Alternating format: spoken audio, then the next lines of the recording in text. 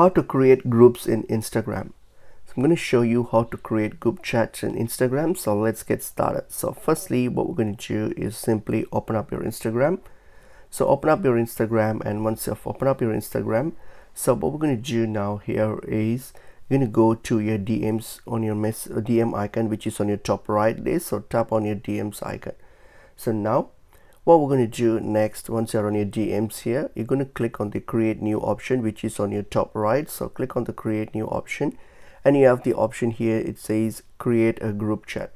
Simply tap on the group chat, and then now select the people whom do you want to add to your group chat. So select those people who you want to add. So for example, I'm going to just add, we can tap on this search bar and then search for a specific person. Okay, just search for it, and then you can again search for the people, and then once you have you can add as many people as you want. So you can add as many as people as you want. So once you have added everything, you can give a name to your group if you want to. Just give a name to the group if you want to, and then click on create chat. So this will now create a group chat. As you can see, a group chat has now been created, which you can now feel free to send messages and converse.